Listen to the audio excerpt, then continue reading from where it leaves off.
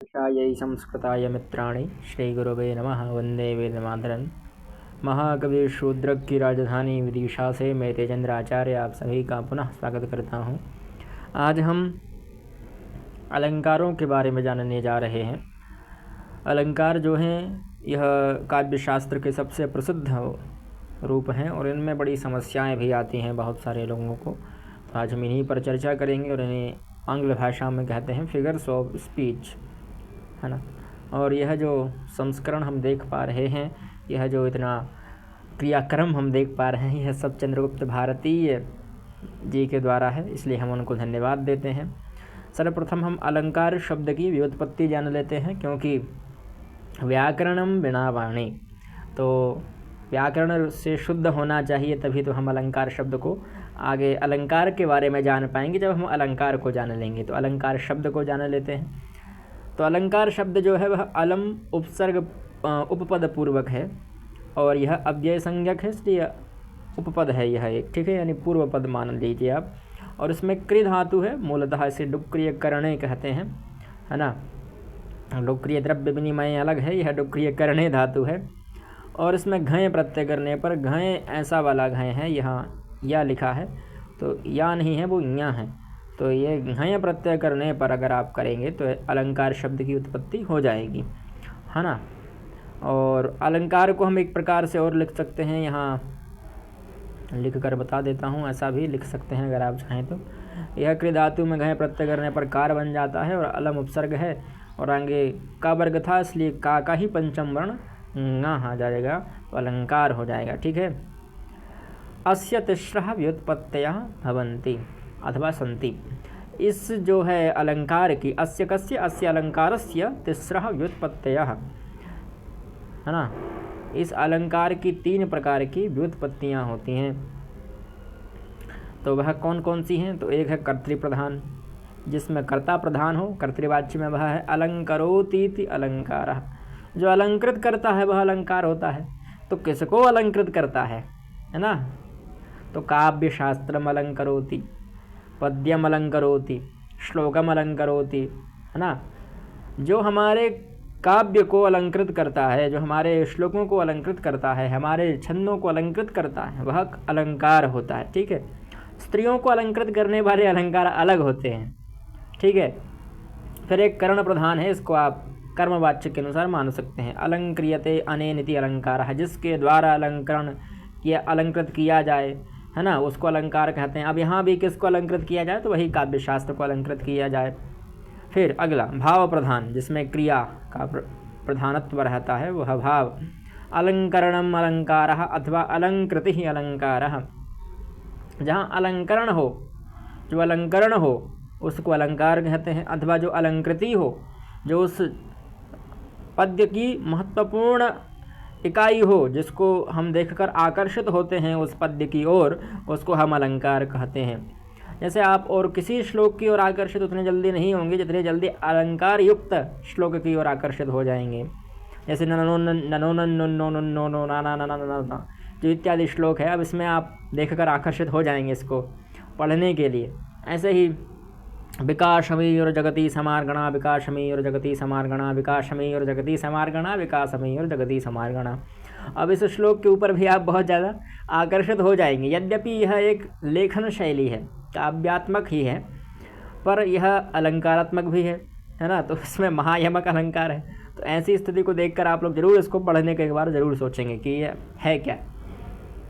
तो इसको देखकर, जिसको देखकर हम आकर्षित हो जाएं, उसी को तो हम अलंकार कहते हैं। अब इसके प्रवर्तक जो हैं वो भामह हैं, और इसलिए भामह सबसे पहले लिखा है, और इसके जो प्रमुख आचार्य हैं उनमें भामह का सबसे पहले नाम आता है।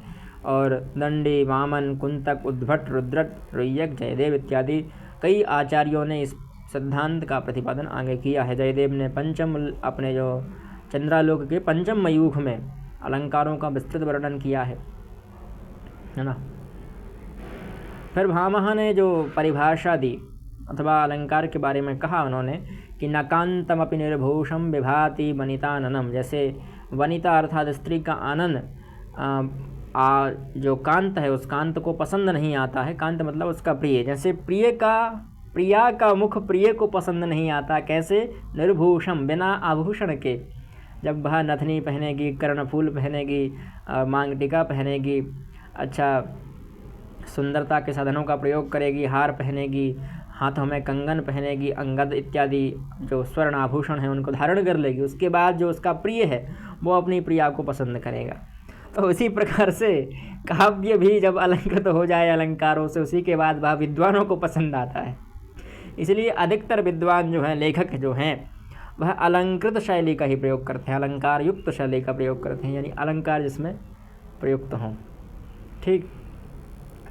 और आचार्य दंडी ने कहा कि काव्य शोभा करान धर्मान अलंकारान प्रचक्षते। जो काव्य की शोभा को बढ़ाएं, ऐसे धर्म, ऐसे गुण को हम अलंकार कहते हैं, है ना, जो काव्य की शोभा में वृद्धि करें। अलंकारो ही चारु, जो चारु अर्थात सुंदरता को बढ़ाएं वही अलंकार होते हैं। वही चित्रम अलंकार, जो कुछ विशेषण हो, विशेषता हो और कुछ नयापन जो हो जहाँ पर, उसको हम अलंकार कहते हैं। वही चित्र मतलब जो सामान्य दिखता नहीं है पर वह किसी अन्य जगह पर आपको दिख जाए, है ना। जैसे सामान्य लोग तो सामान्य श्लोक लिखेंगे, पर कोई अलंकार युक्त शैली से लिख दे तो भाई वैचित्र्यता आ गई ना उसमें। रसादीन उपकुर्वन्तो अलंकारास्ते अंगदादिवत। यह साहित्य दर्पण में कहा आचार्य विश्वनाथ ने कि जो रसादी जो हैं, रस हैं, हमारे शैलियाँ हैं अथवा गुण हैं, रीति हैं इत्यादि जो हैं, उनको उपकुर्वन्ति, उन पर उपकार करते हैं, है ना, उपकार करते हैं। अलंकाराः, ये अलंकाराः उपकारम कुर्वन्ति, उपकुर्वन्ति। ठीक है, यह जो अलंकार हैं वो उपकार करते हैं किन पर? तो जो रसादि हैं, रस हैं हमारे साहित्य के, अथवा जो शैलियाँ हैं, जो गुण हैं, जो माधुर्य इत्यादि गुण हैं, इन सब पर जो उपकार करते हैं वह कौन होते हैं? अलंकार होते हैं। क्योंकि इनके अलंकारों के बिना तो काव्य की कुछ महत्ता शेष नहीं रह जाती। जैसे अंगद एक हाथ में पहनने का, हाथ के जो बाजुओं में पहनने का एक आभूषण होता है, उसको अंगद कहते हैं। अंगद वो वाला अंगद नहीं है जो रामायण का अंगद, पैर थमा दे वो अंगद। ये अंगद एक आभूषण का नाम है। अंगदादिवत मतलब अंगद आदि जो आभूषण हैं, उसी प्रकार से यह जो रसादियों पर उपकार करते हैं। जैसे जो आभूषण होते हैं वह उस कांता पर, उस प्रिया पर उपकार करते हैं, उसके सौंदर्य का वर्धन करते हैं, उसकी सौंदर्यता में वृद्धि करते हैं। उसी प्रकार से काव्य की वृद्धि करने के लिए अलंकारों का प्रयोग होता है। फिर जो केशव मिश्र हैं, उन्होंने लिखा कि यद्यपि सुजाति सुलक्षणी सुवर्ण सरस सुवृत्त भूषण बिन न विराजहि कविता भनिता वित्त। तो यह भी बड़ा सुंदर श्लोक है, दोहा है, क्षमा चाहूँगा, दोहा है। तो यद्यपि मतलब यद्यपि, सुजाति मतलब अच्छे कुल में उत्पन्न हुई, सुलक्षणी अच्छे लक्षणों से संपन्न, है ना, सर्वगुण संपन्ना, और सुवर्ण अच्छा जिसका वर्ण हो, मैं वर्ण नहीं कहूँगा, हो सकती है वो श्याम वर्ण की हो पर सुंदर दिखती हो, और सरस मतलब मीठे वाणी का प्रयोग करने वाली, सुवृत्त मतलब जिसका शरीर थोड़ा अच्छे आकार का है, और भूषण बिन न विराजहि, जो भूषण के बिना शोभित नहीं होती है। कौन शोभित नहीं होती है? तो कहा कविता। कविता मतलब जो काव्य है, शास्त्र है, वही हम बात कर रहे हैं काव्य की, कि काव्य भी भूषण के बिना शोभित नहीं होता है। भूषण अर्थात अलंकार। तो अलंकारों के बिना जिस प्रकार से काव्य शोभित नहीं होता, कैसे शोभित नहीं होता? जैसे बनिता, बनिता मतलब होती है स्त्री, महिला। तो बनिता के यद्यपि और भी कई अर्थ हैं, तो बनिता मतलब जो स्त्री है, उस स्त्री भी बिना आभूषणों के शोभित नहीं होती। और भित्त मतलब होता है दीवाल, भित्ति।